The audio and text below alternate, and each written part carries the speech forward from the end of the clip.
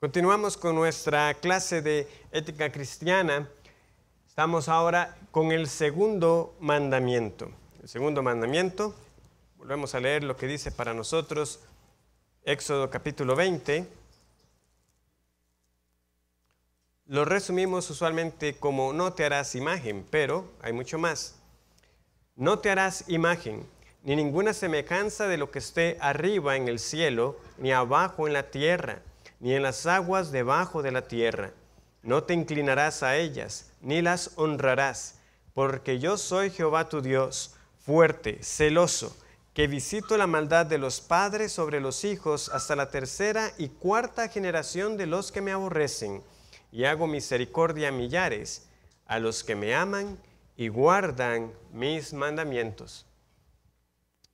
Como hemos visto, este mandamiento tiene una implicación mayor. No solamente es el hecho de la fabricación como tal de ídolos, sino que tiene que ver con la adoración a Dios como Él la ha establecido. Pero ¿qué cosas más se prohíben también en este mandamiento? Vamos a retomar este aspecto viendo la respuesta a la pregunta 109, según el Catecismo Mayor de Westminster, que dice que los pecados que se prohíben en el segundo mandamiento son el inventar, aconsejar, mandar, usar y de cualquier manera aprobar cualquier adoración religiosa que no esté instituida por Dios mismo, el hacer alguna representación de Dios, de todos o de una de las personas de la Trinidad, ya sea interiormente en nuestra mente o exteriormente en cualquier clase de imagen o semejanza de criatura alguna. Toda adoración de imágenes o adoración a Dios en ellas o por medio de ellas, el hacer cualquier representación de deidades fingidas y toda adoración a ellas o servicio perteneciente a ellas, toda invención supersticiosa que corrompe la adoración a Dios, añada a ella o le quite algo, ya sean inventadas y asumidas por nosotros mismos o recibidas por tradición de otros, a pesar de su título de antigüedad, costumbre, devoción, buena intención o algún otro pretexto de cualquier clase, la simonía, el sacrilegio, todo descuido, desprecio, impedimento y oposición a la adoración y a las ordenanzas que Dios ha establecido. Entonces, como vimos, la lectura superficial de esto contiene elementos muy evidentes. No hacemos imágenes de dioses falsos, no deberíamos hacer imágenes de Dios, pero esto hay que analizarlo con mayor detenimiento. Y cualquier desviación en la adoración a Dios como Él la ha establecido, que es lo que veremos hacia el final del estudio de este mandamiento concerniente al principio regulador. Pero incluso las imágenes mentales. Hay mucho aquí entonces que debemos nosotros considerar. Porque como veremos, hasta en los días de aquellos teólogos de la controversia de la médula, muchos de ellos también se vieron luego involucrados en una controversia respecto a las imágenes mentales. Ya lo vamos a ver. Pero empecemos con lo básico. Dios no debe ser adorado con imágenes. ¿Por qué? ¿Qué razones tenemos en la Escritura para saber que Dios no tiene que ser adorado con imágenes? En primer lugar, porque Dios se escondió a sí mismo. Me gusta mejor como lo expresa John Frame, de que Dios se escondió a sí mismo, porque usualmente se señala el hecho de que como Dios es espíritu y es invisible, y no lo podemos ver, por lo tanto, entonces no deberíamos hacer imagen de Él. Pero hay que tener cuidado con ese argumento, porque cuando uno considera las maneras en que Dios se ha revelado, Él utilizó manifestaciones visibles en muchas ocasiones. Algunos ejemplos que pueden venir rápido a la mente. La zarza ardiendo. Eso fue una manifestación visible, fue algo que Moisés vio. De hecho, le llamó la atención, ¿verdad?, de que la zarza no se consumiera y por eso fue a ver qué era lo que estaba ocurriendo. De hecho, este mismo Moisés es el que luego le pide a Dios que le muestre su gloria. Y aunque fue tan solo las espaldas, Dios reveló algo a Moisés, algo que pudo ver y que llevó a Moisés a postrarse. Las muchas apariciones del ángel de Jehová, Entonces, no es que Dios no se ha manifestado visiblemente en el Antiguo Testamento, por decirlo de alguna manera, y obviamente más evidente en el Nuevo Testamento con la encarnación. Entonces, este Dios que ha dado manifestaciones visibles de Él, Él pide no hacer imágenes. ¿Por qué razón? Deuteronomio capítulo 4 nos da un poco más de luz. Vamos a Deuteronomio 4, versículo 15.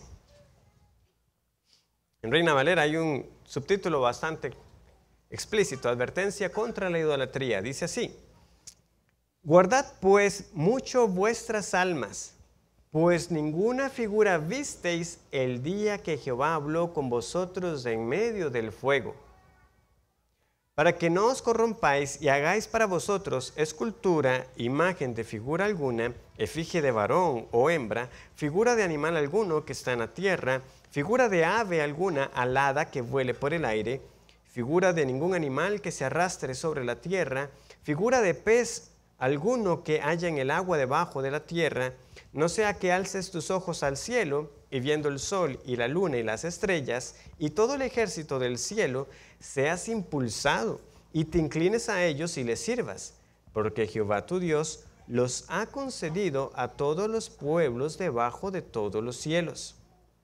Pero a vosotros Jehová os tomó y os ha sacado del horno de hierro de Egipto, para que seáis el pueblo de su heredad, como en este día. Vean, porque llama la atención que Éxodo 20 no dice explícitamente que no hagas imagen de Dios. Lo que está diciendo es que no hagas imagen para adorarlas. Ahora, particularmente aquí en Deuteronomio 4, el Señor está ampliando. Él está diciendo que aunque en otras ocasiones ha dado manifestaciones visibles, y aún el mismo día que la ley fue entregada, nosotros leemos de relámpagos, de terremotos, de fuego, pero particularmente dice el Señor, ese día no hubo figura. Ninguna figura vieron el día que Jehová habló con ustedes de en medio del fuego. Sí, estaba el fuego, pero no había figura. Entonces el Señor está diciendo, particularmente el día que les di mi ley, yo no me mostré. O sea, no hay nada que ustedes tuvieran que hacer, porque ese día nada se les mostró. Cuídense entonces de hacer cualquier imagen. Particularmente vean el versículo 12 en este mismo capítulo. Deuteronomio 4:12, y habló Jehová con vosotros de en medio del fuego.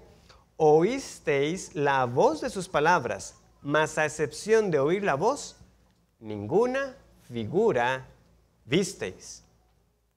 Es que el día que el Señor dio la ley, ninguna figura fue vista.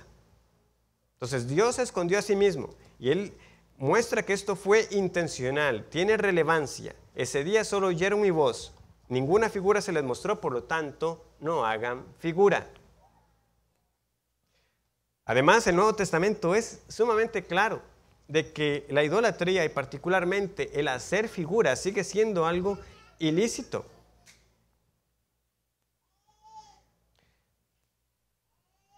Y esto también debemos considerarlo porque en el Nuevo Testamento, de la misma manera, tenemos muchas manifestaciones visibles de Dios. Hay una esperanza escatológica de que veremos un día al Señor y sin embargo la prohibición también se mantiene. Porque vean las palabras incluso que, ¿verdad?, el Señor llegó a decirle a sus discípulos en Juan 14:9. Jesús les dijo, ¿tanto tiempo hace que estoy con vosotros y no me has conocido, Felipe? El que me ha visto a mí, ha visto al Padre. ¿Cómo pues dices tú, muéstranos al Padre?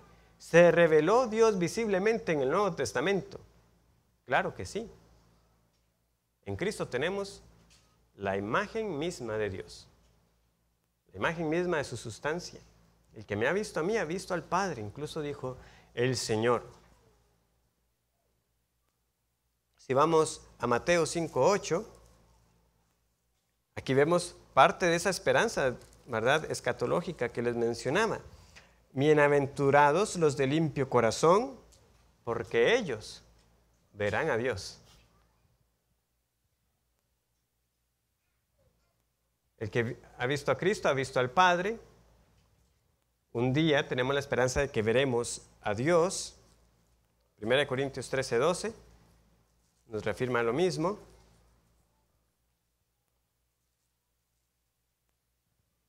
Ahora vemos por espejo, oscuramente, mas entonces veremos cara a cara. Ahora conozco en parte, pero entonces conoceré como fui conocido. Pero eso es un futuro. Y entre tanto, en un pasado, unos tuvieron esa ocasión de ver a Cristo. Y Cristo puede decir, el que me ha visto a mí, ha visto al Padre. Y tenemos la esperanza de que un día lo veremos. Tenemos nosotros el aval, el permiso de usar imágenes con el fin de adorarlas o como parte de nuestra adoración. La respuesta sigue siendo no. El Nuevo Testamento se opone con fuerza y con frecuencia a la idolatría. Vamos, por ejemplo, a Hechos 15:20. Tenemos la controversia, ¿verdad?, que se cita en los primeros días de la iglesia. Hay unos infiltrados que quieren imponer la circuncisión, aparte de la fe en Cristo.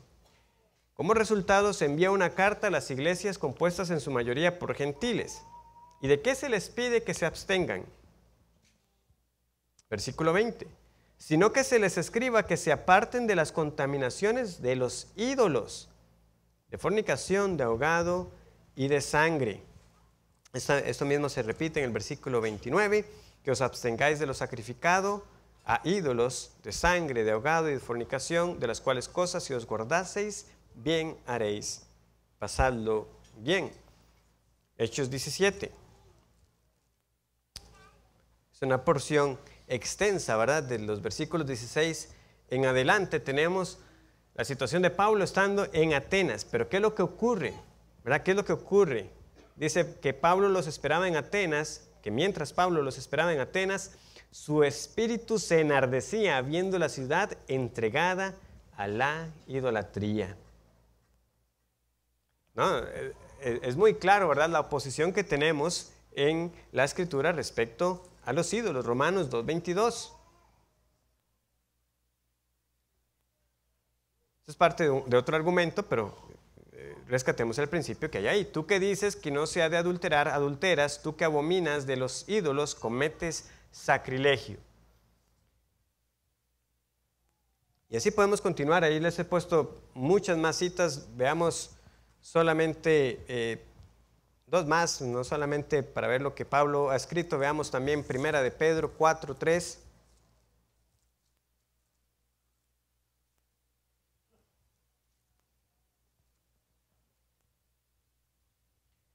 Baste ya el tiempo, ¿verdad? Ya eso quedó atrás. Baste ya el tiempo pasado para haber hecho lo que agrada a los gentiles, andando en lascivias, concupiscencias, embriagueces, orgías, disipación y abominables idolatrías. Abominables idolatrías. Es un lenguaje fuerte el que se está empleando aquí.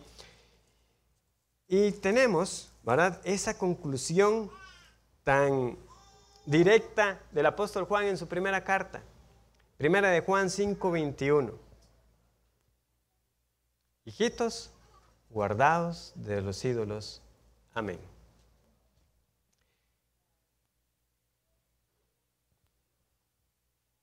No adoramos a Dios con imágenes, pero adoramos la imagen de Dios por excelencia, a Jesucristo. ¿Debemos adorar imágenes de Jesús? No, tampoco. Las Escrituras nunca sugieren tal cosa y estamos obligados a cumplir las normas bíblicas. Jesús mismo es la imagen que adoramos, no una imagen de Él, escribe Frame. Entonces, todo esto debería ser claro para nosotros. Sin embargo, hay más que seguir hilando.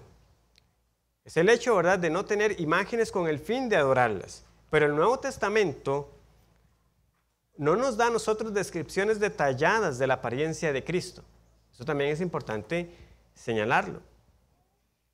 Pero el lenguaje a la vez es muy visual. Se nos describe a Cristo durmiendo, con cansancio, sediento, caminando, haciendo milagros, siendo crucificado, resucitado, comiendo con sus discípulos luego de la resurrección. Luego se nos habla de Él ascendiendo y después de eso muchas veces se nos dice, y Él sentado a la diestra o a la derecha del Padre. Y a eso debemos sumar los versículos que nos hablan de Él como la piedra angular, como un león, como el cordero inmolado, el buen pastor, la cabeza de la iglesia, un marido. Todo esto crea imágenes en nuestra cabeza del Jesús que es visible como el objeto de nuestra adoración. O usted lee acerca de Jesús como león y no piensa en un león. No voy a hacer mi imagen de Jesús. ¿Es eso lo que ocurre en nosotros? No son estas imágenes escritas ni las mentales las que debemos adorar. Adoramos solamente al Señor. El asunto es que todo este lenguaje crea imágenes en nuestra cabeza. Y ustedes están viendo que en el catecismo, ellos también están poniendo dentro de las prohibiciones que no debemos hacernos imágenes intelectualmente, en nuestros pensamientos. También se nos habla del Espíritu Santo descendiendo como una paloma. ¿Y qué piensa usted? En una paloma. ¿Está haciéndose usted una imagen de la deidad? ¿En qué se basa el catecismo para prohibir entonces estas imágenes mentales? Uno de los pasajes de apoyo lo tenemos en Hechos 17.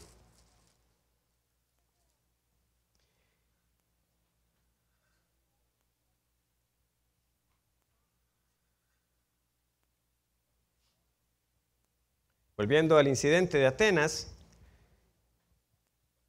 dice Pablo lo siguiente: siendo pues linaje de Dios, no debemos pensar que la divinidad sea semejante a oro o plata o piedra, escultura de arte y de imaginación de hombres. Por supuesto, todo ídolo y todo intento de representar a Dios primero tuvo que surgir en la mente, ¿verdad? Usted no hace una escultura sin primero visualizarlo en su cabeza. O sea, usted debe tener una idea de cómo quiere que quede.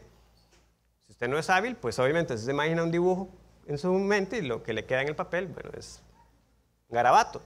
Pero todas las otras figuras, el escultor tiene que primero pensarlas y luego las lleva a cabo. Pero aquí está diciendo, ¿verdad?, que no es obra de oro, de plata, de piedra, escultura de arte o de imaginación de hombres. Cierto, todas esas esculturas primero tuvieron que pasar por la mente. Pero yo no creo que todo pensamiento que tengamos de Dios o de una de las personas de la deidad sea siempre con el fin de adorar esa imagen que vino a nuestra mente.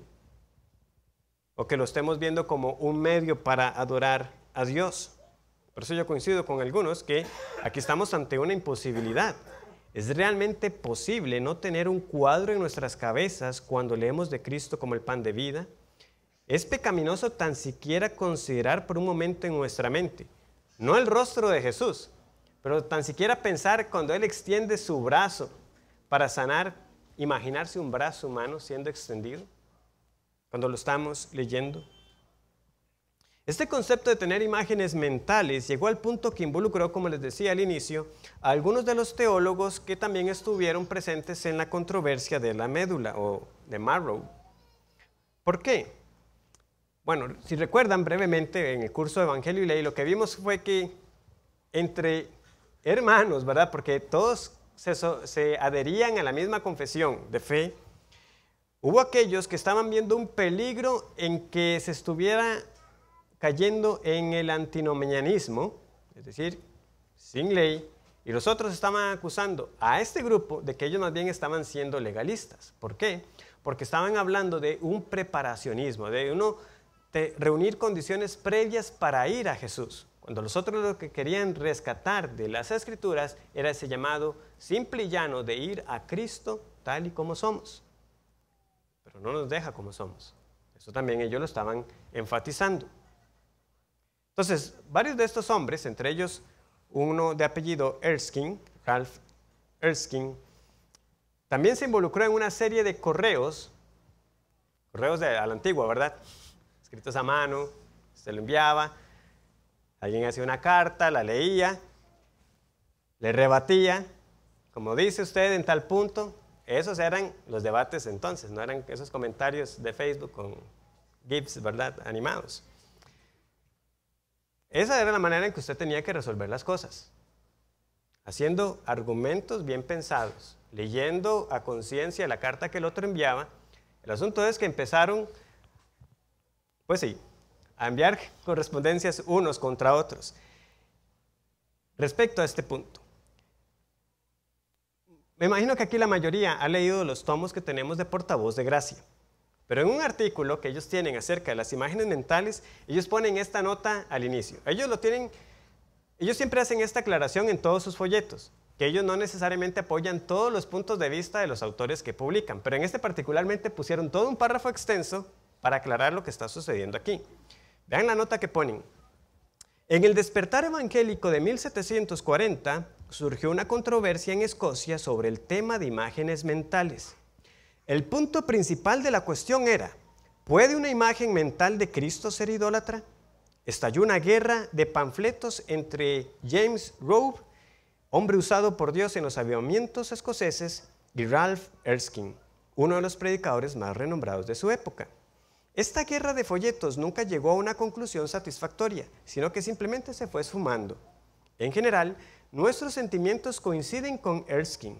No obstante, mientras Monte de Sion, ¿verdad?, los quienes están detrás de Portavoz de Gracia, no apoya todo lo que Erskine arguye, creemos que sus argumentos en este pasaje seleccionado representan un concepto correcto basado en la palabra de Dios con respecto a las imágenes mentales. ¿De qué era acusado el señor Rowe? Él era acusado de hacer necesario el tener una imagen mental de Cristo.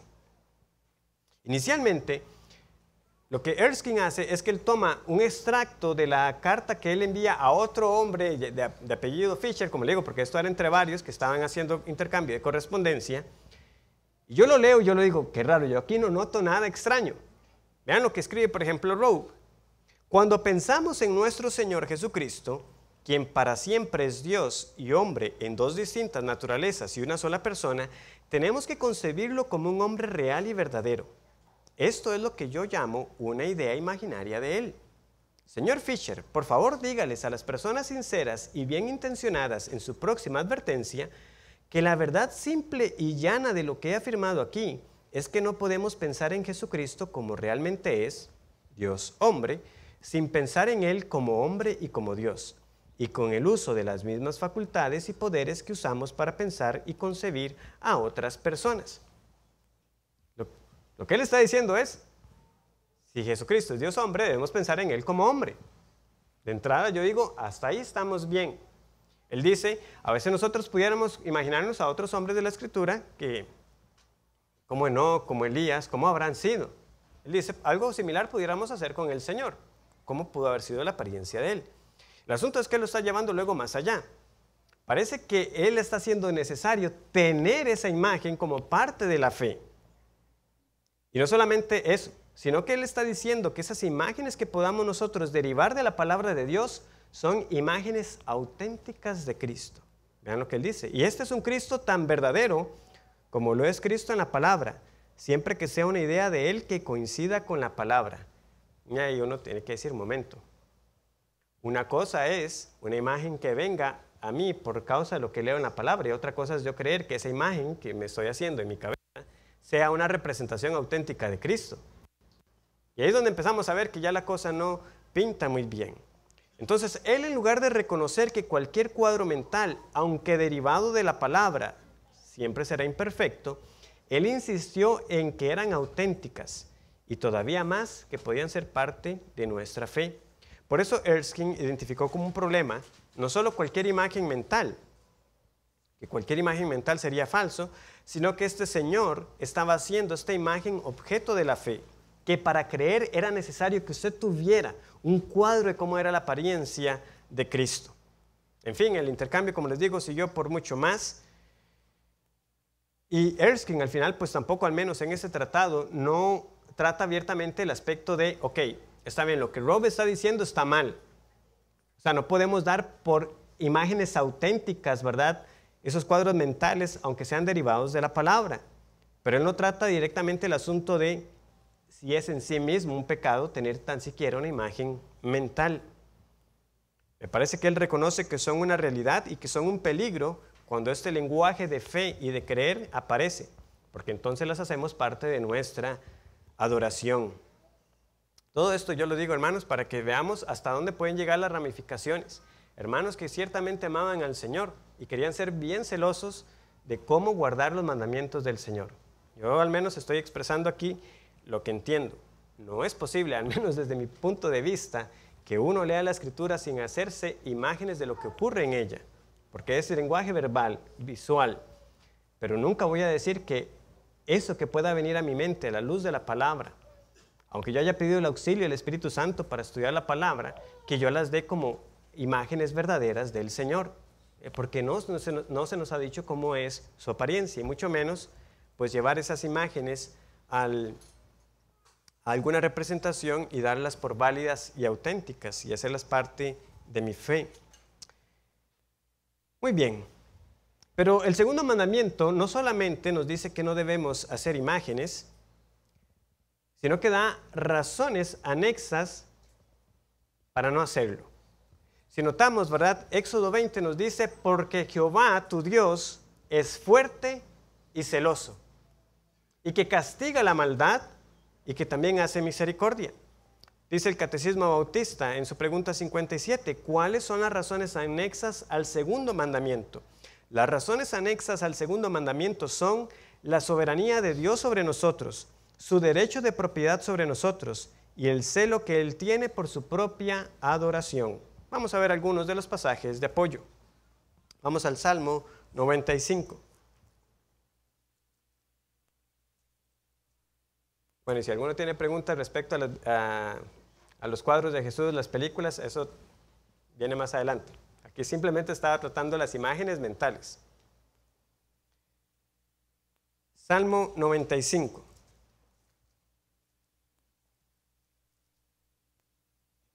Versículos 2 y 3. Lleguemos ante su presencia con alabanza, aclamémosle con cánticos, porque Jehová es Dios grande y Rey grande sobre todos los dioses. Versículo 6. Venid, adoremos y postrémonos, arrodillémonos delante de Jehová, nuestro Hacedor. ¿Qué están reconociendo estos versículos? Que simplemente por razón de habernos hecho, Dios tiene potestad sobre nuestra vida y que lo que nosotros le debemos a Él es adoración. Salmo 45, 11.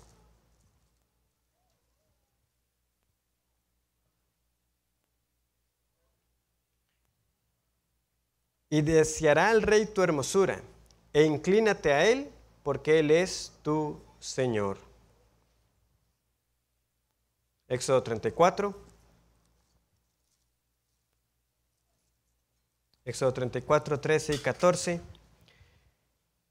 Derribaréis sus altares, y quebraréis sus estatuas, y cortaréis sus imágenes de acera, porque no te has de inclinar a ningún otro Dios, pues Jehová, cuyo nombre es celoso, Dios celoso es. Muy bien. ¿Por qué no debemos tener figuras, esculturas, imágenes de Dios para adorarlas? Porque en primer lugar, Jehová es mi Dios. Porque Jehová, tu Dios, es Dios fuerte. Es un Dios soberano. Esa es la primera parte de la razón. Simple y llanamente porque Jehová es mi Dios.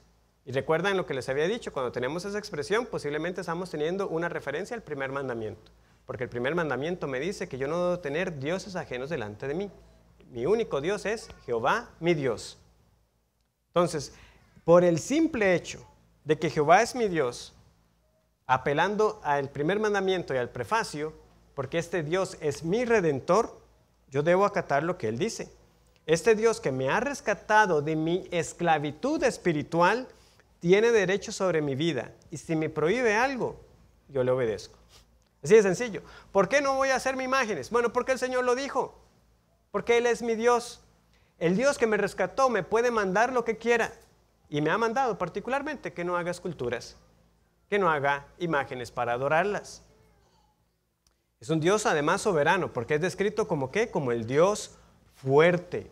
Él sí tiene poder. Él no es como los otros dioses. ¿Verdad? Los ídolos de ellos son plata y oro, obra de manos de hombres que tienen boca pero no hablan, tienen ojos pero no ven, orejas pero no oyen, tienen narices pero no huelen, manos pero no palpan, tienen pies pero no andan, no hablan con su garganta. ¿Qué es lo que nos dice el Salmo 115 respecto a nuestro Dios? Pero Jehová, nuestro Dios, está en los cielos. Todo lo que quiso, ha hecho.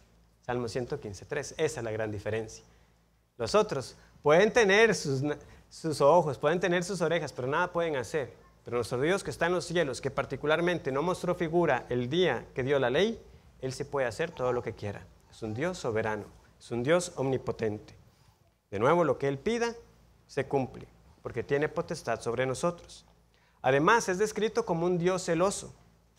No solamente un Dios celoso, sino que su nombre es celoso. Ahora, ¿cómo debemos entender los celos? Ya esto en algunas predicaciones lo hemos abordado. Los celos usualmente no se ven como algo favorable, pero si se aplica respecto a Dios es porque tiene un sentido positivo. Dios es un Dios celoso. Es un Dios celoso por su pueblo y de su pueblo. En un sentido, ¿verdad? El hecho que Dios sea celoso por su pueblo significa que el que se mete con el pueblo de Dios se mete con Dios. Eso lo hemos visto, ¿verdad? En Zacarías. Vamos a recordar estos pasajes. Vamos al libro de Zacarías, penúltimo libro, Zacarías, Malaquías.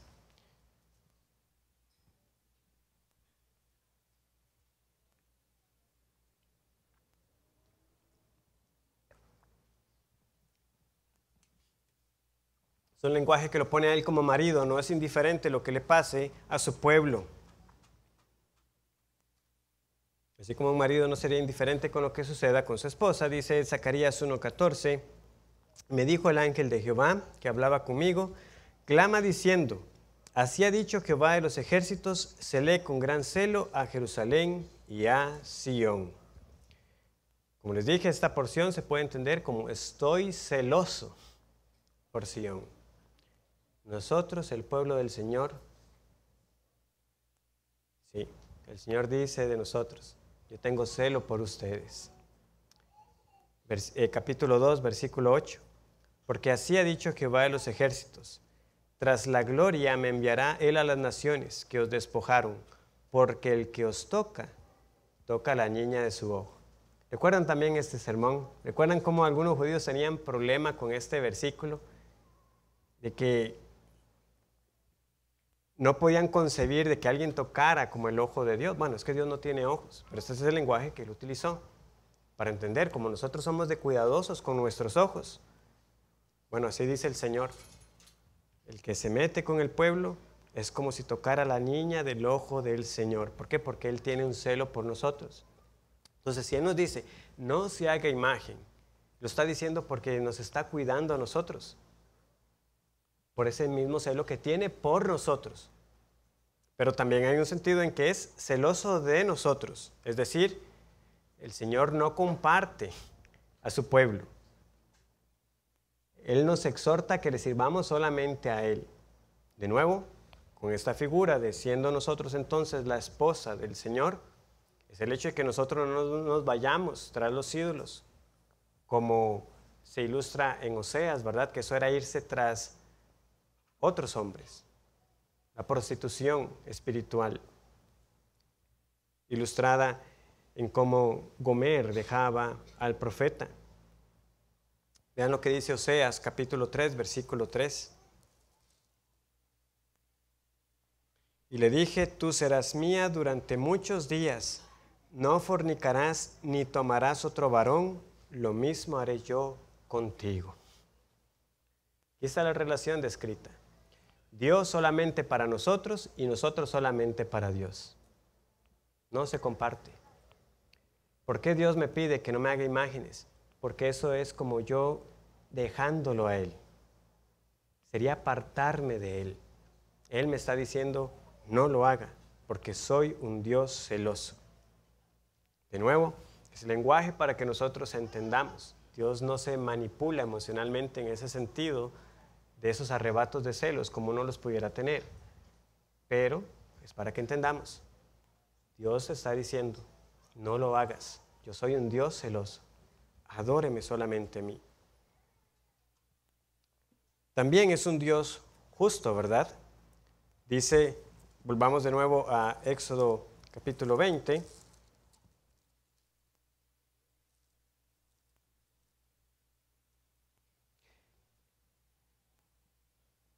No te inclinarás a ellas, ni las honrarás, porque yo soy Jehová tu Dios, fuerte, celoso que visito la maldad de los padres sobre los hijos hasta la tercera y cuarta generación de los que me aborrecen. Que visito la maldad de los padres sobre los hijos hasta la tercera y cuarta generación. Pues sí, los idólatras son enemigos de sus hijos. Esa es la razón también que se nos está dando aquí. ¿Por qué? Porque bueno, la Biblia es bastante clara, ¿verdad? Cada uno es responsable por sus propios pecados. Los hijos no son responsables por los pecados de sus padres y sin embargo, son muchos los pasajes en la Escritura que nos habla de las consecuencias de los pecados de los padres sobre las vidas de sus hijos. Yo sé que esto a veces se ha malinterpretado en este concepto de maldiciones generacionales, que lo que en algunas iglesias lo utilizan es para decir que uno no es responsable por su pecado, sino que eso fue porque su tatarabuelo o quién sabe qué habrá hecho. No, eso no es el aspecto de lo que se está hablando aquí. No es ese sentido de esa maldición generacional en eso. El asunto es que padres incrédulos que no fomentan el temor al Señor claramente están atentando contra la vida y el destino de esas personas, porque no los están instruyendo en el camino del Señor. No es que no haya esperanza de salvación, porque Dios es misericordioso. Muchos de nosotros crecimos con padres incrédulos. Pero si vamos a los días, ¿verdad?, en que esto fue dado, era todavía mucho más serio, ¿verdad? Porque era en ese contexto de estar en el pueblo del Señor que usted tenía que ser instruido en el pueblo del Señor. Fuera de ahí no había conocimiento del Señor. Entonces el Señor dice que visito la maldad de los padres. Es así de serio las consecuencias para aquellos que no instruyen a sus hijos en el temor al Señor. Veamos algunos ejemplos. Segundo de Crónicas 25:4.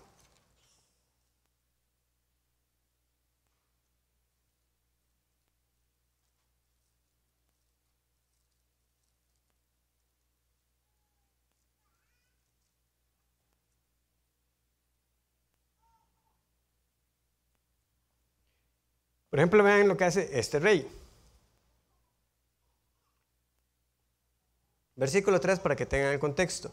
Y luego que fue confirmado en el reino, mató a los siervos que habían matado al rey su padre, pero no mató a los hijos de ellos, según lo que está escrito en la ley en el libro de Moisés, donde Jehová mandó diciendo, no morirán los padres por los hijos, ni los hijos por los padres, mas cada uno morirá por su pecado. Muy bien. Primero de Reyes 14:10.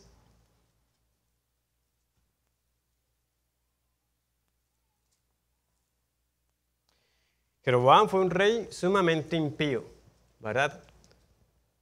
Él apartó al pueblo de la adoración al Señor. Él, ¿qué fue lo que hizo? Levantó ídolos. Él hizo unos becerros para que precisamente el pueblo no se fuera a Jerusalén a adorar. Y sin embargo, se dice lo siguiente de su hijo.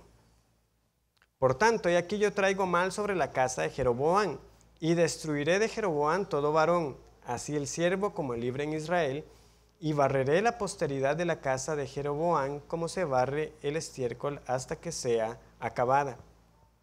El que muera de Jeroboam en la ciudad lo comerán los perros, y el que muera en el campo lo comerán las aves del cielo, porque Jehová lo ha dicho. Y tú levántate y vete a tu casa, y al poner tu pie en la ciudad morirá el niño. Y todo Israel lo endechará, y le enterrarán, porque de los de Jeroboam solo él será sepultado, por cuanto se ha hallado en él alguna cosa buena delante de Jehová Dios de Israel, en la casa de Jeroboam. ¿Ven las consecuencias para los descendientes de Jeroboam? O sea, yo barreré la posteridad de la casa de Jeroboam. ¿Por qué? Porque los pecados de este hombre corrompieron a su descendencia. Es aquí la misericordia del Señor que este hijo particularmente halló gracia delante del Señor. Pero la posteridad acabada. Podemos pensar en juicios similares que fueron pronunciados contra Acab también, ¿verdad? Los descendientes de Acab también fueron asesinados y con lenguaje similar a este, ¿verdad? Que los perros van a lamer la sangre. Hablando, ¿verdad?, de esa gran vergüenza y de la gravedad de sus faltas. Entonces, vean cómo la Escritura enfatiza esto.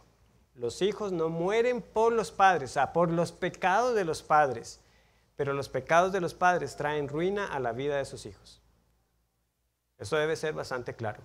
Y entonces, la idolatría como tal, vean la seriedad que se le está dando a este mandamiento cuando nos dice que todos aquellos que se den al pecado de la idolatría están trayendo este juicio del Señor sobre su descendencia, hasta una tercera y cuarta generación. De nuevo, no como ese concepto de maldición generacional que anda por ahí, pero sí sobre las consecuencias nefastas que uno trae sobre los hijos y los hijos de los hijos, al no enseñarles el correcto temor al Señor. Consideramos nosotros la responsabilidad que tenemos como padres de criar hijos e hijas que realmente tengan temor al Señor. Es aborrecer al Señor y es aborrecerlos a ellos al final. Es actuar contra la expresa voluntad del Señor. Muy bien, pero también nos dice el mandamiento que Dios es misericordioso. Por otro lado, también es una bendición ser hijo de padres creyentes. Vean lo que dice Proverbios 27. Proverbios 27.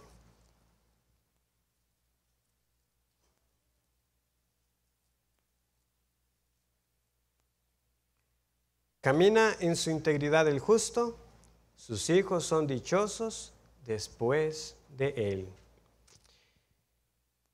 Ser hijo de creyentes no nos hace salvos, pero sin duda esto siempre será mejor que una crianza desprovista de todo temor del Señor. Pero vean que realmente el contraste que se nos está marcando en Éxodo es el siguiente. El idólatra trae consecuencias sobre su descendencia hasta la tercera y cuarta generación, pero la misericordia del Señor es mucho más amplia y no está limitada por un aspecto hereditario, sino que lo que dice es que Él hace misericordia a millares a los que me aman y guardan mis mandamientos. Sin embargo, esto pudiera levantar alguna pregunta. No es que la misericordia del Señor es inmerecida. Aquí pareciera que es una misericordia condicionada. Ámeme y guarde mis mandamientos y le muestro misericordia. Continuamos el próximo domingo. El Señor les bendiga.